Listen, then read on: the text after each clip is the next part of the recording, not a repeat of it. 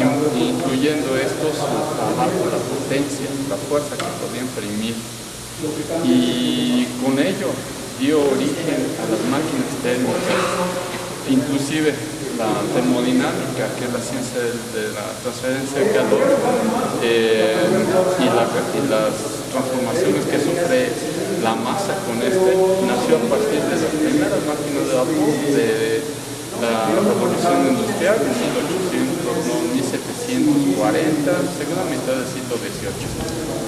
James Watt empezó a estandarizar las unidades y los conceptos referentes a ellos, porque haciendo un poco de historia, vamos a alejarnos un poquito más del centro, situación de carga muy bueno, entonces les comentaba acerca de la termodinámica, y nace a raíz de entender los fenómenos relacionados con el calor y las transformaciones de fase que sufrían las sustancias, concretamente el agua y el aire, que al calentarse se evaporan, se gasifican o se condensan, y eso sujeto a un mecanismo puede proporcionar un trabajo útil. Es así como nacen las máquinas de vapor, que después de haber recibido una cantidad de vapor se desplazan, realizan un trabajo y después liberan ese vapor para ser condensado o como calor de residuo a la atmósfera. En maximizar la cantidad de trabajo obtenida de un gramo de vapor fue lo que condujo a un sinfín de científicos, aún hoy en día, para optimizar el uso de los combustibles, puesto que para provocar los cambios de fase o la expansión de un gas como es el aire, hay que calentarlo. Y eso cuesta, en otras palabras, cuesta lo que cuesta el combustible. Y aunque había vastas reservas de carbón en la Inglaterra del siglo XVIII, pues ya había para aquel entonces competencia.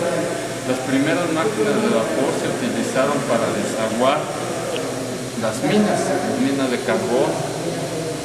Posteriormente, cuando James Watt optimizó el uso del vapor y la regulación del movimiento de la máquina, han de ustedes conocer el regulador centrífugo de bolas,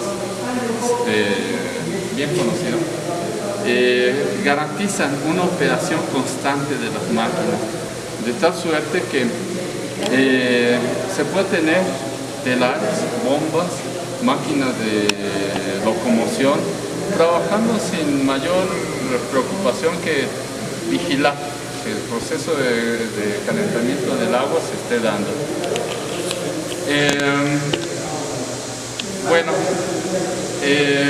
Hoy en día, pues, a pesar del tiempo transcurrido, las cosas no han cambiado mucho. Para la producción de energía eléctrica seguimos utilizando vapor, quemando combustible, y sin embargo se ha mejorado un poco, porque ya no se desperdicia un 60% del calor contenido en los combustibles, sino que por medio de ciclos regenerativos, ciclos combinados, acoplamientos de ciclos, la cogeneración, etc., se logra utilizar ahora entre un 60 y un 90% de la energía contenida en los combustibles, de tal manera que ya se tiene un mejor aprovechamiento de ese recurso, que es limitado, no es no renovable, toda la energía contenida en los hidrocarburos, el carbono, el gas. Y como hoy somos más de unos 8.000, ya vamos para 9.000 millones de habitantes, y todos queremos el mismo estándar de vida, en auto, a la puerta de la casa, pues va a ser algo sumamente difícil satisfacer si no se hace uso de las fuentes primarias de energía, que en este caso son las renovables, el aire, el sol, los biodigestores, etcétera, para satisfacer una buena parte de nuestras necesidades. Por ley, de manera internacional, se está buscando que para el 2050 la energía utilizada en los hogares o en una comunidad, por lo menos sea de un 50% proveniente de fuentes renovables, lo cual pues implica un reto. Ya no tecnológico, porque hoy en día, por fortuna, las tecnologías están... Hoy de energías renovables entre un 20-25%. Y gran parte de esos lo satisface la hidráulica, las presas, las hidroeléctricas. Sin embargo, la demanda sigue creciendo, ¿no? Y lo lamentable de la historia era hacia donde iba cuando les comentaba que por fortuna las tecnologías ya están maduras, las de las renovables, de tal manera que se pueden aprovechar. A pesar de eso, aún así está resultando difícil la penetración de estas en el mercado por la baja de los combustibles que se vino a partir del 2008 o algo así. Recordarán que entre 2004 y 2008 el precio del barril se fue hasta los $100 por barril. Sin embargo, con los conflictos bélicos, el desorden que prevalece en el medio, saber que están pagando más por la energía eléctrica proveniente de fotoceldas, de plantas de fotoceldas prácticamente, están aceptando pagar el costo porque, dicen los norteamericanos, tienen un dilema funcional que no entienden. Y es que los alemanes se creen hijos de los bosques o algo por el estilo. Su leyenda está relacionada con eso y lo protegen a la flora y fauna a capa y espada, por lo que pueda ver. Y en cambio los norteamericanos pues no, dicen que eso no es rentable y ahí muere, ¿no? No importa los daños al medio ambiente. Y esa es una cuestión muy presente desde la revolución industrial, que los daños al medio ambiente y a la salud no están incluidos en el precio de los combustibles. Estos se han ignorado y al grado de que hasta la década de los 60, 70 nos importaba un bledo que la infancia se envenenara por plomo o los asbesto o los mantos humíferos de los bosques murieran por la contaminación con azufre. Bueno, pues todo eso, aunque ya se tiene conciencia, no todos han decidido defenderlo. Y en ese sentido, inclusive a nivel internacional dicen que hay naciones polizontes en este barco que dicen a todos sí, pero no hacen nada, porque no están dispuestos desde un punto de vista cultural a hacer un esfuerzo. Y ese es el gran reto que tiene esta generación, cambiar esa mentalidad, porque no podemos definitivamente seguir dañando el medio ambiente y agotando recursos tan preciosos como los hidrocarburos, que quemándolos cuando no son indispensables como lubricantes, como medicinas, colorantes, en fin, materiales que no se pueden sustituir y que de otra manera pues vamos a carecer en un futuro, ¿no? Bueno, ustedes vienen de una visita. Bien, las máquinas térmicas son aquellas cuyo fluido de trabajo, quiere decir esto que el fluido que las impulsa cambia de densidad. Existen máquinas que realizan un trabajo con fluido de trabajo cuya densidad se mantiene constante, que son las hidráulicas, como las turbinas hidráulicas, los aerogeneradores, inclusive las grandes propelas que tienen, se les puede considerar máquinas hidráulicas porque en el paso del aire, en el plano de la hélice, no hay un cambio sustancial de la densidad del aire, que es aproximadamente a nivel del mar, 1 kilogramo por cada metro cúbico, 1.113. Y en cambio las máquinas térmicas, sí, aquí se comprime, inclusive hasta el grado de cambiar de fase el fluido de trabajo como es el vapor, y eso les da características muy especiales, ¿no? Son máquinas que utilizan un gradiente térmico, una diferencia de temperaturas para producir un trabajo. Y entre ellas pues tenemos a las máquinas de vapor que son de tipo de desplazamiento positivo. Son, en este caso, un émbolo reciprocante que admite vapor, realiza un trabajo y lo expulsa para después ser condensado y liberado a la atmósfera. La ventaja de que se le libere a la atmósfera o se le conduzca un condensador, donde usualmente se trabaja al vacío, es que se le saca más trabajo es la diferencia de trabajo de la potencia de la máquina. Cuando se le añade un condensador a una máquina de vapor de este tipo, se le baja la presión a la salida y es capaz la máquina de realizar un mayor trabajo, de tener una mayor potencia por la misma cantidad de calor. Fue lo que innovó precisamente Watt. Segundo, algo así como elevar 30 kilos de peso a 1 metro de altura por cada segundo. Eso equivale al caballo de potencia y lo definió Watt, ya que se puso a construir de manera industrial ese tipo de máquinas. Bueno, una de esas. Sin embargo, este tipo de máquinas han quedado en el olvido por su complejidad y menor eficiencia en relación a las turbinas de vapor. Las turbinas de vapor es algo así como un railete a través de cuyas aspas pasa vapor a velocidad supersónica. Aunque se conocía desde la época de los griegos, con Nerón, no se vino a utilizar hasta finales del siglo XIX o principios del siglo pasado, porque las velocidades supersónicas involucran un diseño adecuado de los perfiles de los álabes para ser eficientes mecánicamente. Si un perfil de un álabe no se diseña aerodinámicamente, van a haber muchas pérdidas por arrastre y en ese caso la turbina no es aprovechable, no es tan rendidora como es un motor de vapor. Tiene sus inconvenientes, ya que el vapor a altas velocidades, con contener un contenido de humedad, quiero decir gotitas de agua mayor a un 16%, esas gotitas de agua, aunque sean fluidos, actúan como un abrasivo que reduce sustancialmente la vida útil de las turbinas.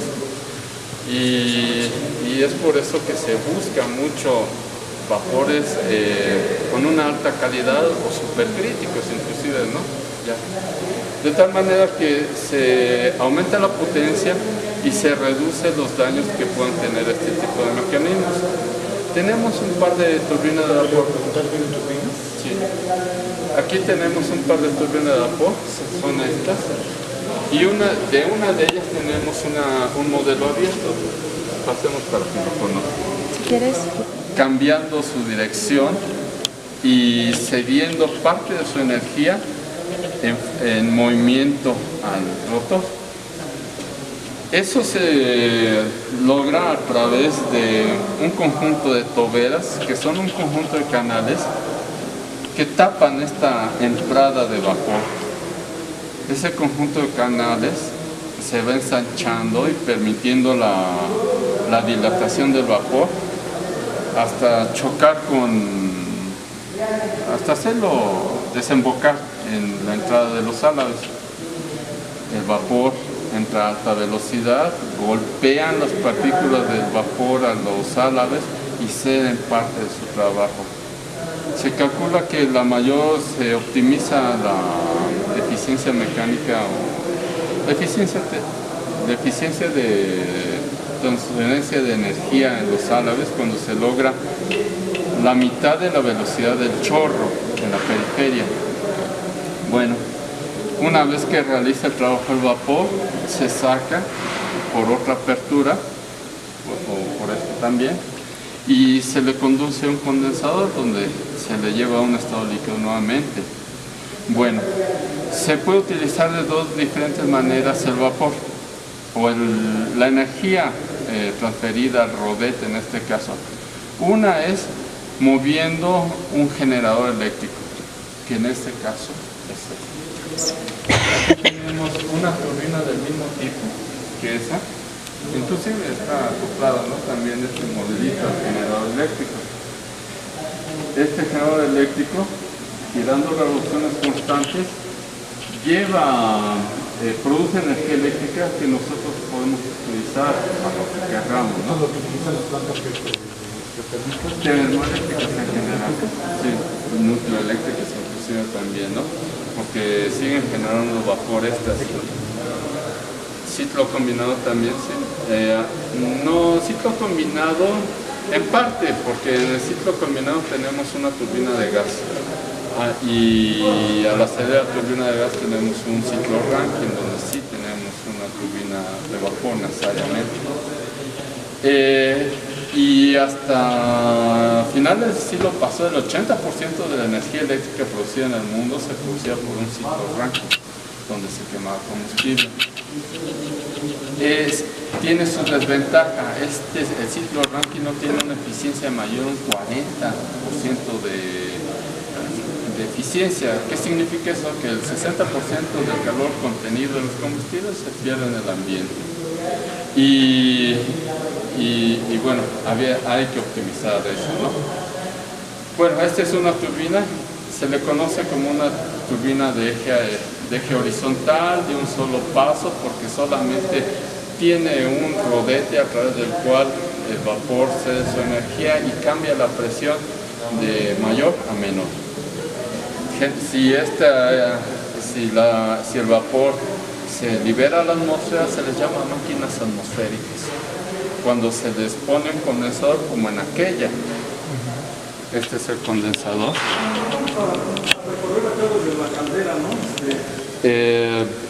Se baja la presión y se aumenta la cantidad de trabajo que se puede extraer al vapor. Y en este otro caso, tenemos una turbina de vapor con por lo menos tres pasos. ¿Qué significa eso? Que son tres rodetes a través de los cuales paulatinamente va descendiendo la presión y se va cediendo el trabajo contenido en el vapor, o la energía contenida en el vapor. Tenemos dos turbinas, porque en una de ellas se estudia ciclo Rankine simple, sin sobrecalentamiento. Y en esta otra se estudia ciclo Rankine sobrecalentado, que como su nombre lo indica, requiere de un sobrecalentador para elevar por encima de la temperatura de saturación al vapor. En este caso es una resistencia eléctrica que se encuentra en la parte horizontal. Justamente tubo café son los conductores eléctricos que alimentan una resistencia eléctrica que sobrecalienta en el vapor algo así como unos 30-40 grados centígrados, con lo cual pues, la máquina puede tener una mayor potencia. Aquí en el caso de la turbina Westinghouse no se trata de un ciclo Rankine simple sin sobrecalentamiento que mueve a un generador eléctrico para utilizarse esa energía en el banco de resistencias sin ninguna otra utilidad. En este caso tenemos una turbina que mueve un freno hidráulico. El freno hidráulico nos va a dar un pack y con ellos vamos a calcular la potencia de la máquina. Esto es una bomba de vacío conectada al condensador, que trabaja generalmente por presiones algo así como de 12-14 pulgadas de vacío. Es un vacío considerable que nos proporciona una cantidad de potencia adicional. La otra máquina, donde el aire, el vapor toma el lugar del aire, que se pasa a través de un estrechamiento o tubos de Venturi, con lo cual se arrastra todos los gases y aire contenido en el condensador, bajando así la presión.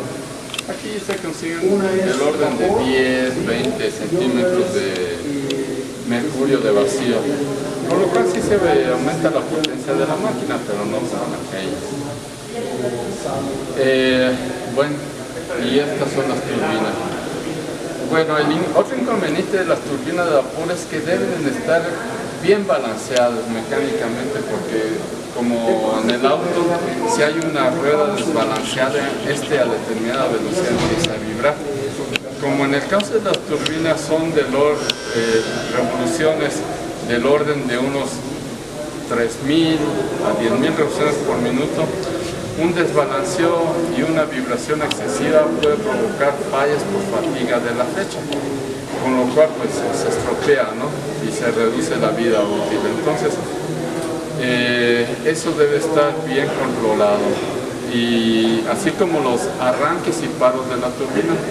Las turbinas de tipo industrial, por sus dimensiones, no pueden producir potencia de manera inmediata, porque como su calentamiento no es uniforme, la dilatación de sus elementos tampoco lo será, y eso puede tener desajustes que pudiesen estropear una máquina. Imagínense que se dilatase más la flecha que los valeros que lo sostienen, empieza a trabarse, ¿no? Y eso pues le da. Es así como ciertas plantas termoeléctricas se ven en la necesidad de tener equipos auxiliares, como son motogeneradores diésel o turbinas de gas, para satisfacer la demanda pico, aquella que se produce a determinada hora y que ya la capacidad del ciclo Rankine no puede satisfacer, y que es necesario satisfacerla de la manera más breve posible, más rápida posible, y ese tipo de máquinas pues lo pueden hacer. No un ciclo Rankine, porque tendríamos que generar vapor, precalentar la turbina y después de 2 horas quizás ya satisfacer la demanda punta, y eso no es posible en un sistema eléctrico nacional. Bueno, ¿alguna pregunta? Porque el vapor es un medio excelente de conducción de energía. La capacidad térmica que tiene el agua para captar y ceder el calor es difícilmente igualada por otras sustancias, además de que es la más abundante y barata en la tierra.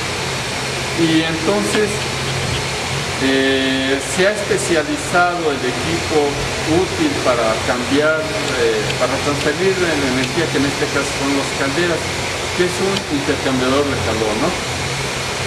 Calor proveniente de la quema de los combustibles al agua contenida en ellos. Y existe una infinidad de tipos de calderas. Las más comunes para estos tamaños son las de tubos de fuego, o tubos pirotubulares, donde al interior de un conjunto de tubos, o fluxería también le llaman, circulan los gases de combustión, cediendo el calor del interior hacia el exterior. El exterior del tubo en este caso está rodeado por agua que va captando ese calor hasta cambiar su fase. Tiene sus desventajas, precisamente tener un gran recipiente de agua al cual hay que cambiar su temperatura para producir calor, lo hace lento. Cuando se invierte la disposición de los elementos agua y gases de combustión, se invierte esa situación, porque si nosotros tenemos un hogar y pasamos un tubito, un capilar a través del cual circule agua, con suma rapidez vamos a lograr que se evapore. Sin embargo, pues para fines industriales, si esa cantidad de vapor no es lo suficiente para mover una máquina, se hará muy lento el proceso también. Si no son grandes demandas de vapor, entonces una caldera tubos de agua, así se les llama, puede satisfacer bien nuestras necesidades. Y las hay también para estos tamaños, pero son menos comunes. Ellas han sido depositarias de una gran cantidad de avances tecnológicos, porque para hacer su operación segura y eficiente han tenido que incluirse un sinfín de controles de seguridad, y regulación de su operación, como por ejemplo válvulas de alivio, controles de sistema de combustión, servomecanismos que abren y cierran las válvulas de aire y combustible según la demanda de vapor, sea la máquina, en fin. Entonces, se ha especializado mucho ya en el trabajo de los ingenieros en ese caso. Habemos ingenieros que nos dedicamos a la instalación, otros que se dedican a la operación, al mantenimiento, al diseño, no se diga, y al mantenimiento en general. Esta máquina, aunque es moderna, ya con lo que hay en el mercado puede resultar obsoleta, porque las máquinas más modernas ya no tienen un conjunto de varillajes y tantas válvulas y controles como esta. Pueden tener un display sencillamente a través del cual únicamente se muestran los parámetros fundamentales de la máquina y cómo está operando en cuanto a su generación de vapor y la eficiencia de combustión. Y estamos en esa transición. Hoy todavía resulta caro. Un sistema de control automático de combustión viene costando algo así como unos $60,000, el más automatizado de sitios cerrados que se controlan ahorita las máquinas. Y solamente las grandes industrias se pueden permitir esa inversión porque están compitiendo en un mercado donde un 3, 4, 5% garantiza la permanencia en el mercado o el liderazgo de la marca en ella. Y pues solamente con el nacional se puede dar ese lujo. Hay otras opciones, pero no son tan accesibles como esta, ¿no? Esta puede utilizar diésel y gas. Aquí la tenemos trabajando especialmente con diésel. Este tubo negro.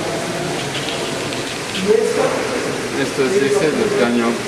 Ahí se pulveriza el diésel y se le quema en el interior de la caldera.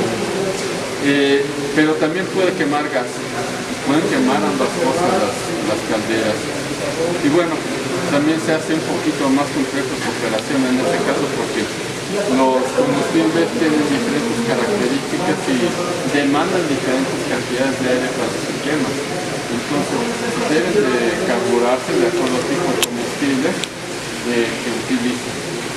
Sea gas natural, gas queroseno, diésel, en fin.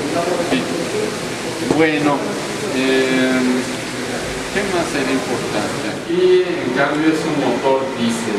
Desde mi punto de vista particular, es el más viable para una crisis energética, porque el motor diésel, además de tener una mayor eficiencia térmica, estoy hablando algo así de un 20-25% mínimo, mientras que el motor a gasolina tiene un 18%. El motor diésel puede quemar una infinidad de combustibles.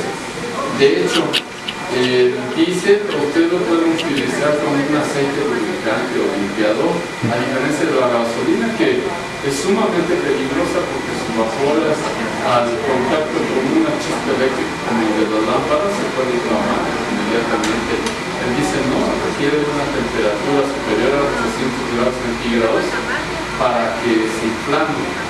Y es así como el motor diésel puede quemar aceites vegetales, aceites de los hidrocarburos, gas inclusive, sin mayor dificultad, por lo cual desde mi punto de vista es sumamente viable para unas condiciones así. Hoy en día ustedes ya han escuchado el término biodiesel, ¿no? Una mezcla de combustibles entre hidrocarburo y aceites naturales, que pueden ser grasas animales y aceites vegetales. Y inclusive son más libres que causan menor daño al ambiente que los hidrocarburos, porque estos al no tener azufre o azufre son menos dañinos que los hidrocarburos. Y existen procesos ya de carácter doméstico a través de los cuales se pueden obtener un biodiesel natural. Lo que hacemos aquí es determinar cuál es la eficiencia del motor y en qué proporción se pierde el calor en los diferentes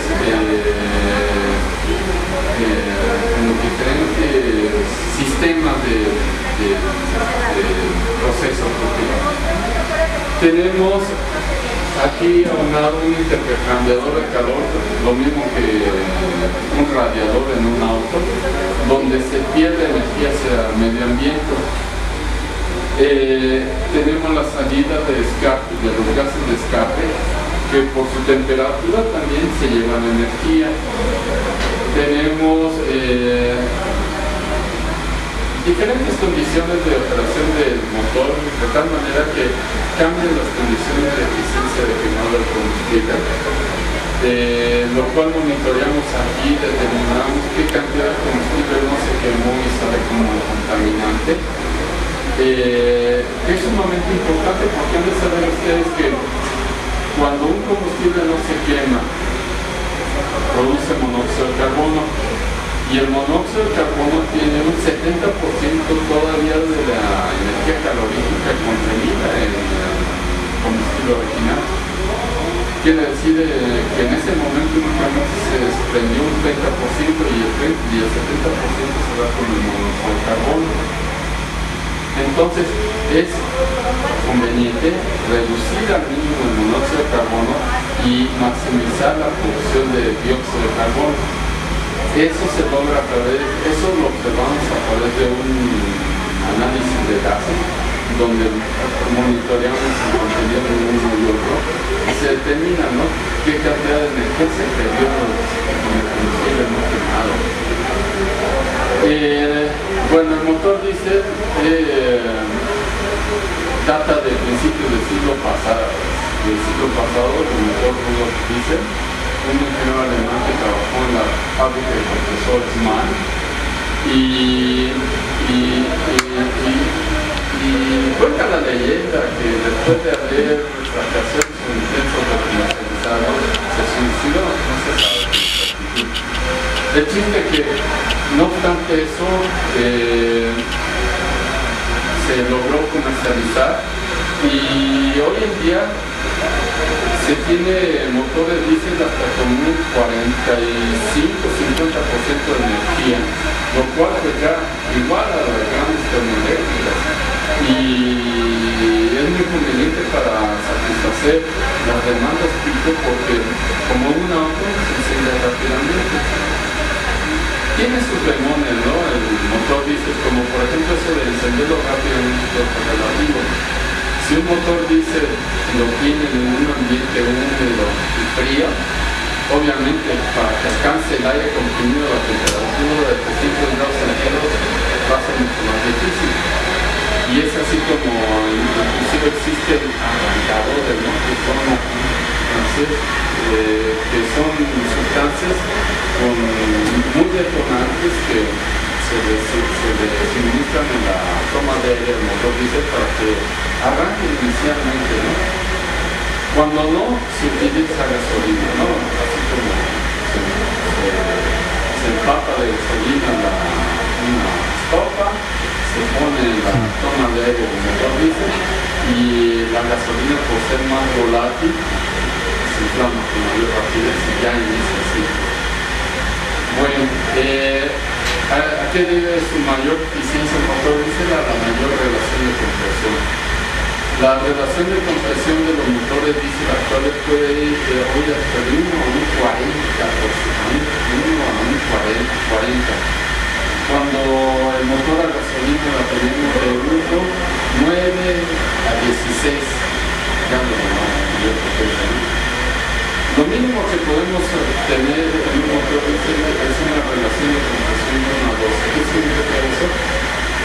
Que el volumen original de la cámara de combustión, esto se va a reducir hasta una doceava parte, o menos, una cuarentava parte.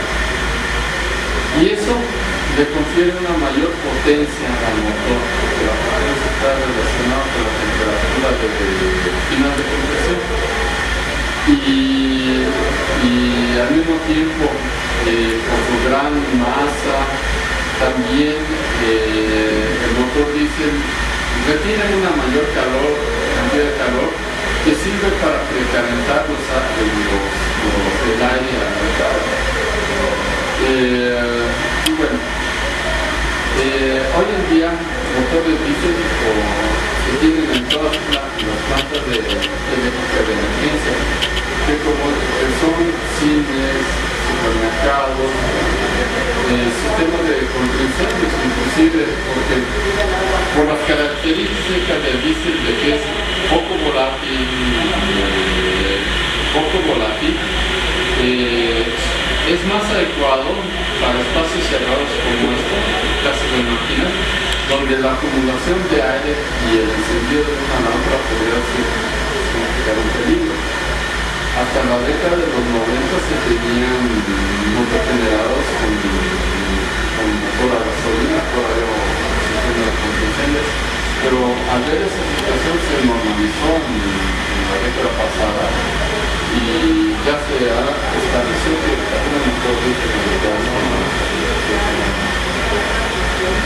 Bueno, ¿cómo hacemos eso? Bueno, echamos a andar el motor diésel, monitoreamos el consumo de combustible, monitoreamos la energía eléctrica producida en el generador eléctrico que estamos viendo el motor diésel, o bien la fuerza que se produce al alimentar el motor eléctrico con la energía proveniente del generador.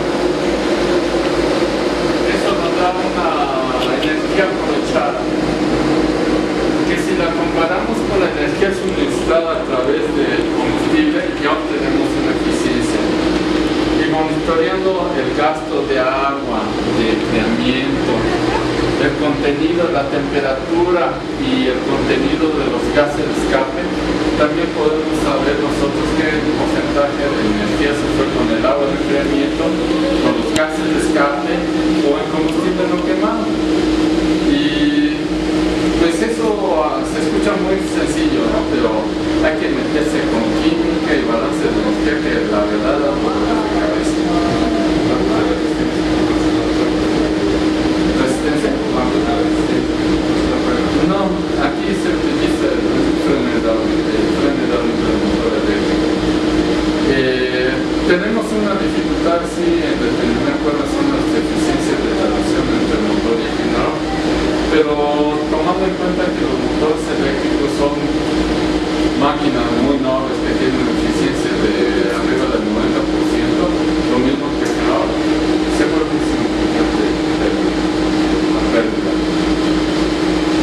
Y eso es lo que hacemos aquí.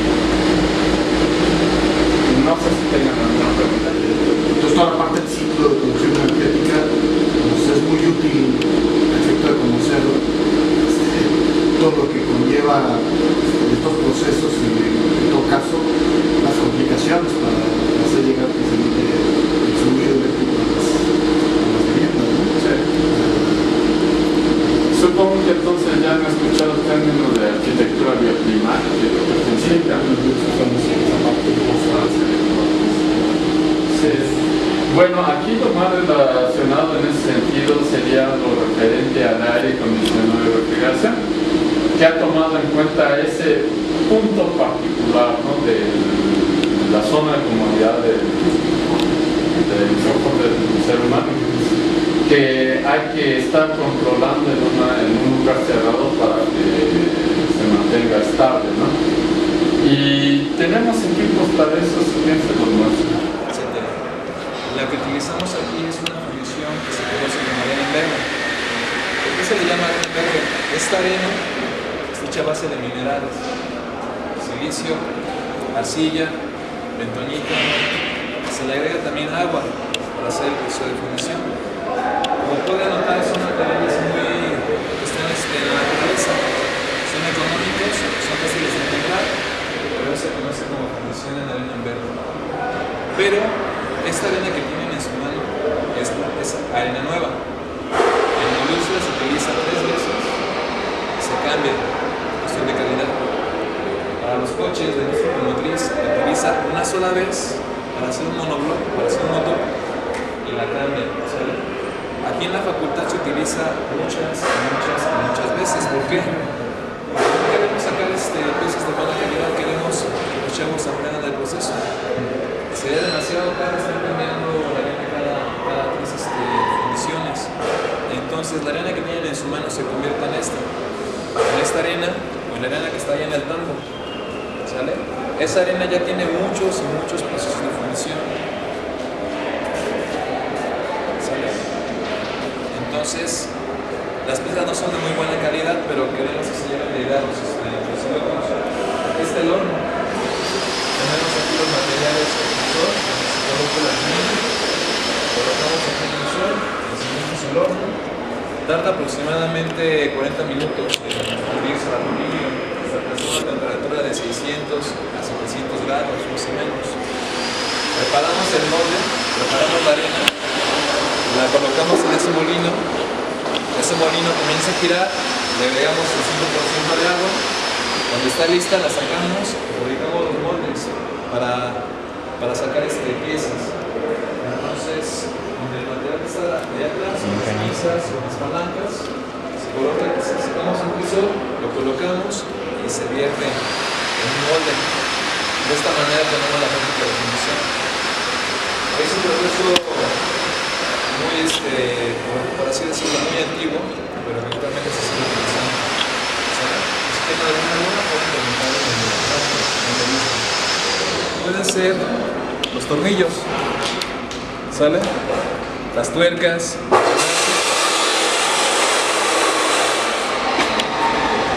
pueden ser los tornillos, las tuercas, los granaches, los pasadores.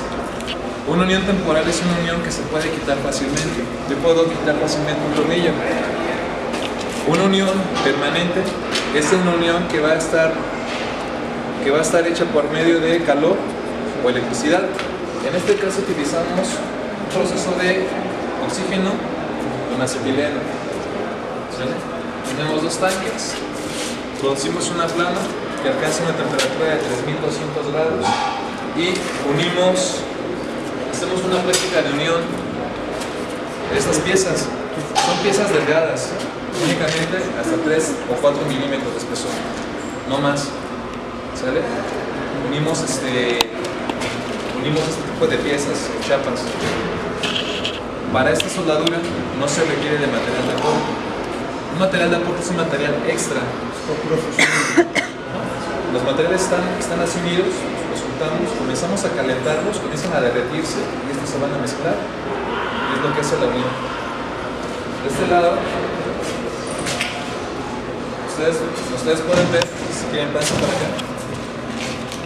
Tenemos los tanques, tenemos el tanque de oxígeno, es únicamente metal. Tenemos el tanque de acetileno, que es metal, lleva un recubrimiento cerámico y lleva pequeñas piedras incrustadas. Únicamente es esa cantidad de gas. Es esa pequeña cantidad de gas. Todo lo demás, todo lo de seguridad, el pequeño cemento, las pequeñas piedras que lleva, es un gas muy inestable. Si esto llega a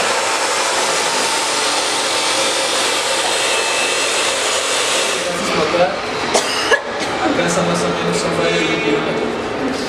¿Sale? Es un gas muy inestable. El oxígeno es oxígeno, pero también es oxígeno industrial. No es el mismo oxígeno que utilizan los médicos. ¿Sale? Si a una persona que está mal o que le falta aire le sacamos un tanque de estos, le ayudamos, pero a que se vaya más rápido. ¿Sale? Y es un proceso que ya está de salida. ¿Por qué? Es un tanto complicado llevar los tanques a trabajar, tal vez en una construcción, tenerlos a una altura demasiado grande. Deben de estar también a una temperatura, no pueden elevarse mucho la temperatura. ¿Sale? Actualmente hay equipos que ya son casi en una maleta como la que tiene su compañero. Ya hay equipos de ese tamaño que las fábricas de infra han realizado y los pueden llevar hasta cualquier lugar, alguna estructura, algún edificio que esté trabajando, se lo pueden llevar así cargando y pueden trabajar de forma. Este equipo ya está casi por salir del mercado, de la industria. Es únicamente para piezas delgadas, como las que por aquí teníamos. No sé si la Es para piezas delgadas. Únicamente para piezas de 2 a 4 milímetros y medio de espesor. ¿Sale? Ustedes pueden ver, tenemos lo que es la planta eléctrica. Aquí también es un proceso de unión permanente. Y aquí se requiere de material de aporte. Se requiere de un electrodo.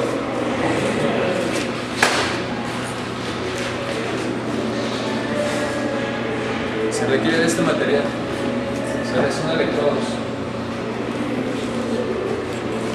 Dependiendo del espesor de la pieza que voy a soldar, va a ser el diámetro de mi electrodo. Y también de esto va a depender qué intensidad, qué amperaje le voy a poner al equipo para comenzar a hacer la soldadura. Es hacer un cortocircuito. Como ustedes saben, cuando cortamos los cables que están conectados a la luz, se genera un cortocircuito. Esto genera mucho calor. A alguien se le ocurrió que de un lado, en una punta, iba a poner un electrodo. Es una varilla de acero con un recubrimiento. Esta varilla comienza a derretirse. Comienza a derretirse y es lo que va a hacer la unión entre dos piezas. Este material derretido va a quedar unido, pegado a dos piezas. Se hace de forma circular o se hace en forma de zigzag. Pero en este proceso sí se requiere de material de aporte.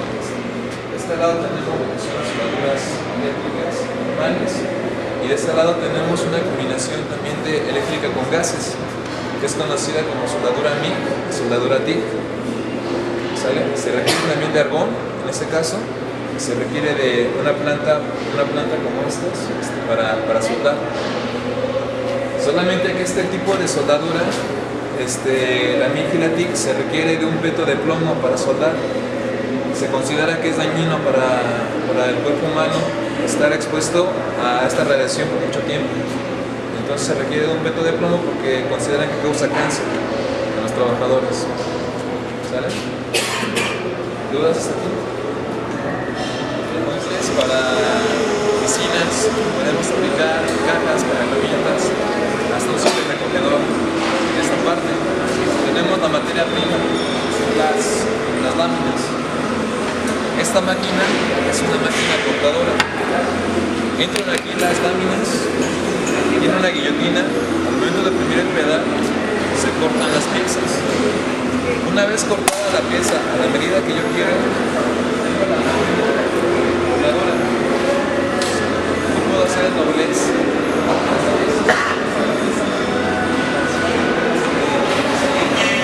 Son máquinas dobladoras.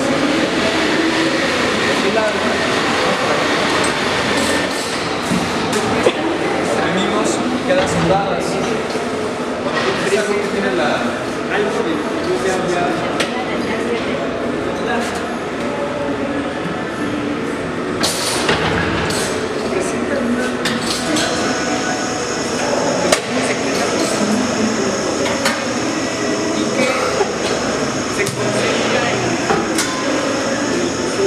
Son dos terminales de cobre. Se están juntando, también estamos haciendo un pequeño cortocircuito, pero son puntos de calor de una sola parte de las láminas. Esto va a hacer que queden unidas las láminas. Entonces, aquí podemos fabricar, como les comentaba, muebles para...